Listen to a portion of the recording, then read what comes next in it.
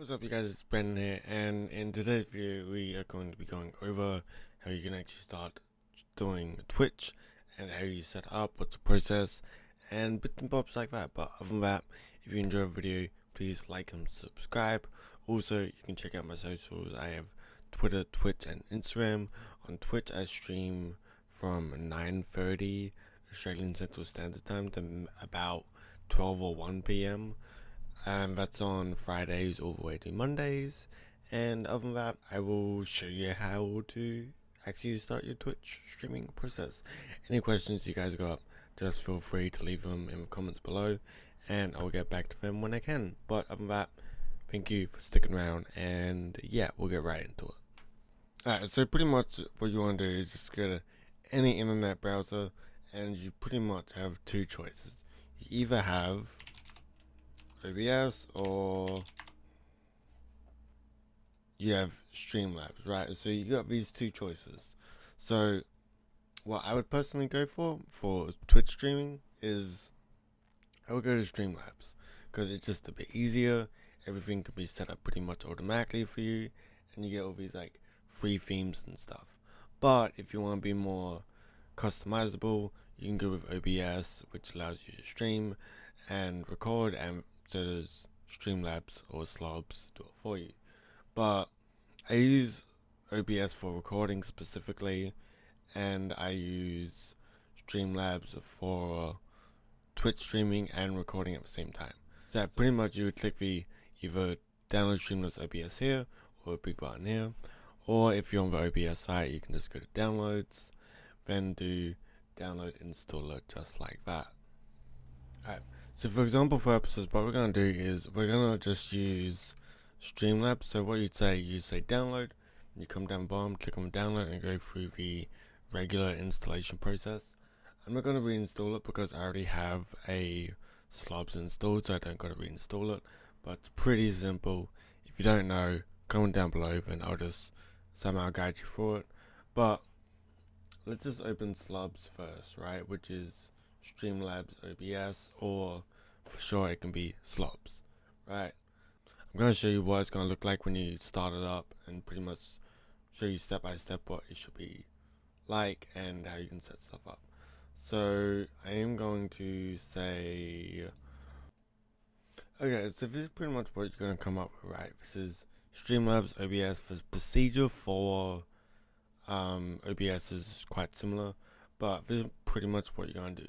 Now, what I like about Streamlabs OBS is you can get a free theme or you can get a paid theme, depends what you want to get. And this is pretty much how you set it up. So first I'm going to show you the free theme, then you can set it up yourself. So in the corner we have themes, and once it loads I'll show you. Alright, so these are all the free themes you get.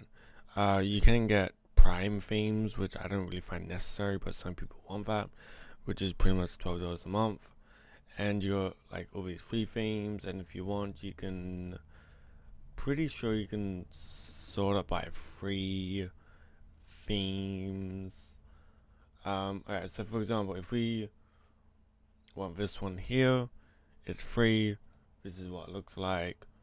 I think it's cool. Then you can modify it yourself or however you want. Then I'm gonna move my dude. So then you just click install, and after that's installed, you want to go back up here to editor, and in your scenes selection, this is gonna be your standard one, which is scenes. Then the one you downloaded, it's gonna be called blah blah blah underscore slobs. For me, I got the what one day I got the Nerd or Die one because I personally like that one. I've added a couple of widgets myself, so I've added this, and I've added a follower goal, and I've just moved the camera around and gotten rid of what have I gotten rid of? I've gotten rid of an extra thing here, but I forgot what it was because it was ages ago. But pretty much, this is what you're going to be faced with, and all your settings and stuff for your follower notifications and everything, it's going to work by default. If you want to change it, you can just go into your settings. For example, if I want to change my alert box, I double click on the alert box, and you can change the positioning. You can change what type of notifications you want. If you want bits, donations, merchandise purchased, subscriptions, followers, hosts, ratings, or anything else. And you can change color, change the scale of it, change the delay, and there's many more things you can do. But I just left everything on default pretty much. So after you've done all that, made a theme, etc., or if you want to get your own theme, this is pretty much what I do, because this is how I started. So you'd have a scene, then your source, you would click on the plus button, you go to display capture, which captures your screen. So yes, it can be called display capture. If you have two monitors, it can be display 1 or display 2. So that's currently display 2, which is my second monitor. And okay, no, correction. That's my second monitor. That's my first monitor. So display 1 would be the game you're actually playing, right? So then I would, if you have a face cam, you can also add a face cam. So I'm pretty sure that's under a video capture device. Yeah, built-in webcam, Logitech webcam. And you can change it to your webcam, but my webcam isn't working because I'm using it for this tutorial for you guys. Once you've added that, you can also add a alert box. But if I can find it, see alert box essential, does everything for you, and you can customize everything within here, and you can test things out. So if we move this to the side,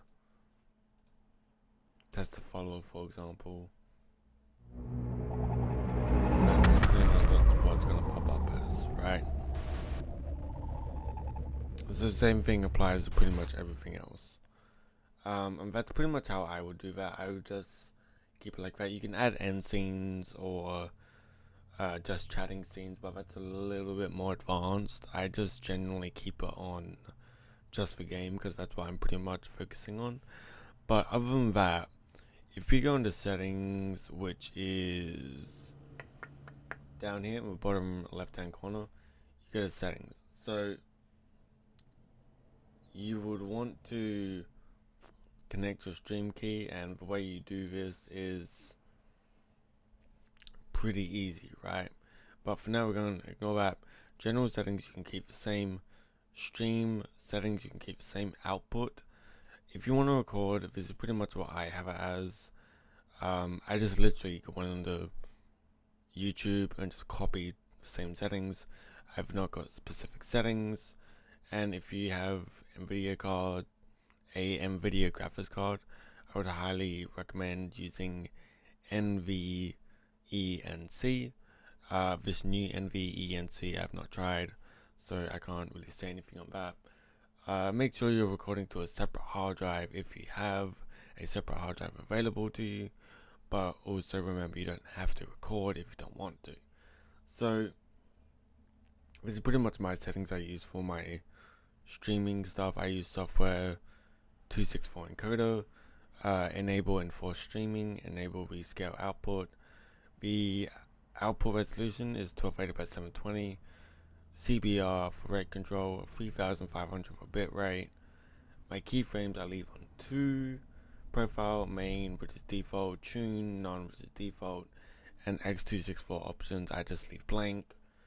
What else would there be? Yeah, we just went through the recording process. Audio I kept on 192, which is default. I didn't change any of that. Audio I will change the default except these. So set your desktop notification to speakers because that's generally what people use. And depending on your microphone, I use a Steinberg UR22 MK2, which is like a microphone enhancer thingamabob, and I just set mine to that, and that's for currently the microphone you're listening to through right now. So come to video. This is my settings, just 1920 by 1080, output to 1280 by 720, add a 16 samples filter, Then FPS type I set a common, which is 30. So hotkeys I've not changed. Advanced settings, I don't know what this is exactly, but I just put this on high, put this on MV12, put this on 709, okay, put this on full, and everything else was default. Yeah, everything else was default. Game overlay, I just kept that as it is. Scene collections, I kept that as it is. Notifications, kept that as it is. Appearance, I just changed it to night mode because day mode is pretty freaking bright and I hate it. So night theme's better on my eyes. Face masks, I don't touch, and remote control, I also do not touch. So that's pretty much how that works. So what you're gonna also need is a stream key. So after you made an account, what you're gonna want to do is, this is your Twitch homepage, right? So what you want to do is you want to come into your guide, right? And you're gonna want to click on settings. After you clicked on settings in your Twitch thing, I forgot what it's called. Right, so you're gonna want to copy this, your primary stream key, right? You're gonna want to copy that. So you just simply click copy. Then what you would do is you would come to OBS, go into your settings, and this will ask you for a code. You paste in that code, then that can now connect to your stream. I was gonna say Streamlabs. It can connect to your Twitch, and that's pretty much how that's gonna work, right? So now everything's all connected and fine and dandy for you. So that's pretty much how that works. That's how I do my stuff. But other than that, if you guys did enjoy the video, I really appreciate if you leave a like. If you have any questions whatsoever, please feel free to comment that below and I'll get back to you as soon as I can. But other than that, also remember to smash the like on this video, subscribe, hit the notification bell, and check out my socials. I have Twitter, Instagram, Twitch. Should be on screen and down below. Other than that, have a good day. See you guys in the next one. Bye. This is Brendan. I'm out. See you.